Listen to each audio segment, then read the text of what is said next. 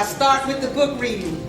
But there was a young man approaching his wife who was standing on his left and his lover standing on his right. Tears were drenching down his face as he reached out and said, oh baby, please forgive me. His wife was upset because he had betrayed their vows, but felt that he recognized his mistake and had made the right decision by choosing their marriage. And therefore she decided to give him another chance to be the husband that he vowed to be. She reached back out to embrace him and to accept his apology. But he pushed the camera away. I'm not talking to your mom. Then he looked into the eyes of his lover. Baby, he said that once more.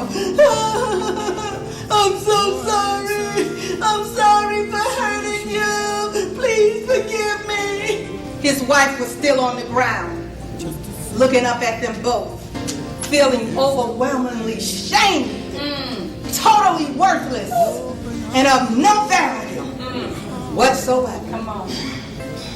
That's just another one of the reasons why I cried. I was that woman, not the love. I was the wife. I know that.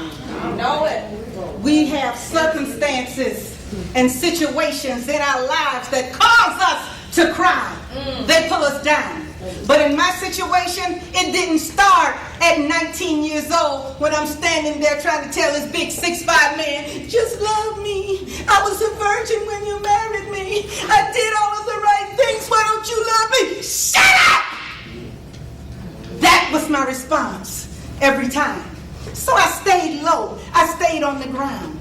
When he brought his women right before me in my face, I just dealt with it. I suffered with it. How did I get to the point of stop crying? Why do we cry? Because we have to accept this pain and we don't know how to deal with it. How do we break the yokes of that bondage? How do we get free? Come on. This is my story that I give to you today. When abuse is all you know. Mine started from a young child. My father used to kick and punch my mother while I was yet in her womb. I was abused before I got here. After I arrived, he looked me in my face. You're the stupidest girl I've ever seen. I never knew I could have a daughter as dumb as you. He gave me those words just a few years ago. One of his last messages he left with me before he passed away. He said, I never knew I could have a daughter as dumb as you. Then he died. I was 40 some odd years old. But today, I'm here to give you this information on how you can become free. Just real talk. Let me see the hands of the young women and of the young girls that feel that they've been abused in some way. Let's see your hands.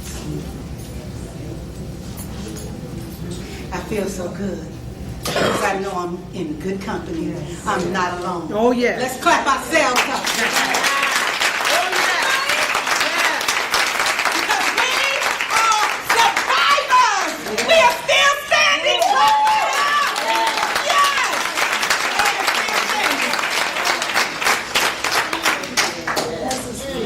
As women, Come on.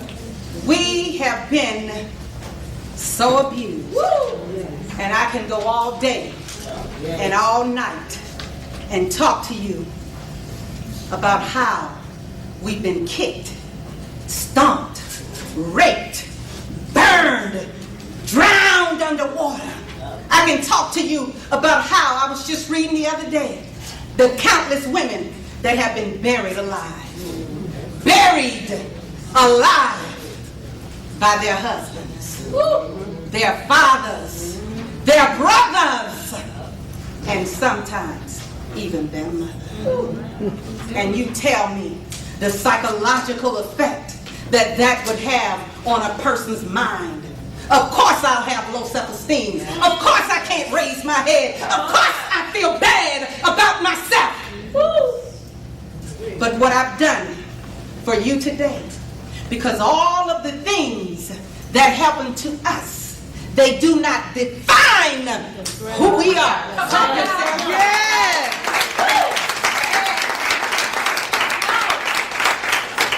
You are not what has happened to you. And what I would like to do today is give you a small blueprint, not of yourself, but of a more powerful tool. I'd like to give you a blueprint of the abuser. See, the Word of God says, in all you're getting, get what? I need to understand this thing. Yes. Because knowledge is what? Power. Knowledge is power. Yes. And as Aranda said, when you know what you're working with. Come on. When you know what you're working with, you know what you're working with. Yes. And what I want to do is give you a tool that I find very resourceful to help me get beyond my tears. It's an acronym that I like to use to help me have empathy and sympathy for my abusers. See, I didn't just get abused one time. As I said, my abuse started in the womb. Tried to be a good girl. I didn't smoke. I didn't drink. I went to church. I didn't curse. Whatever my mother said, do, yes ma'am. And it wasn't lip service. I did that. I waited till I got married. My husband didn't get nothing until he put the ring on the finger. And after he did that, that same day, the abuse started. He dropped me off at his mother's house and he went back home to his girlfriend. That's how it started. I never even got the opportunity to live with my husband. He was gone. That's my story. But this acronym for the abuser, this helps me cope from day to day. The A stands for absence of love for self. An abuser does not love himself, therefore he or she cannot love you. Come on. That's right. So it's not personal. Go ahead, because you are being empowered today. You don't have to feel bad. Something is wrong with me. No! The abuser is sick. He's sick. Yes. To this day, some 40 years later, he still hates himself. He still hasn't forgiven himself. Therefore, he could not give that love back to me. He turned the abuse on himself and everything he touches. It's not personal. I can look at him with loving, caring eyes, have sympathy, because I understand knowledge is power. And all you're getting, get an understanding. The next is B, brokenness. An abuser is broken. Their spirits are crushed. They can't see how to move past their past, how to get beyond their pain. And when you are in a situation like that, and you're with a person that's an abuser, as long as you stay with an abuser, understand the brokenness in them can only break that which is whole in you. Go ahead, Teresa. Get this message. It's powerful. This is what helps me make it from day to day. The U, unresolved issues.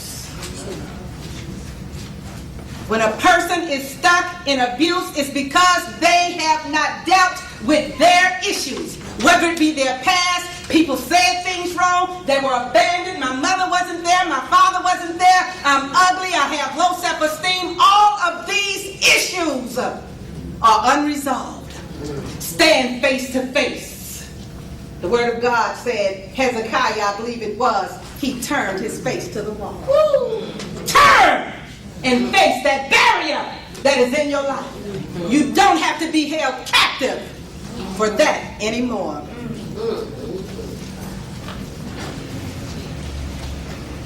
S, very powerful. Selfishness. Not selfishness and just gimme, I want it all, but no. Everything that the abuser does is about them. You're not in the equation. They don't think about you. They're not trying to hurt you. They're trying to medicate their own pain. Anything to make me feel good. Therefore, when they give you that, you can move forward. Understand, it's not about me. He's the sick one. She's the sick one. I can go forward. E, escape. When you have knowledge, you can empower yourself and you can exit that cycle of abuse. You can find the strength, the courage to stand in yourself and say, I won't have it. And when you walk away from that abuse, you begin the last letter. That's R, recovery. Come on. Yes. And when you find yourself in a place of recovery, that's taking your life back. That's when it gets sweet. That's when it gets good. That's when you feel strengthened. That's when you feel empowered.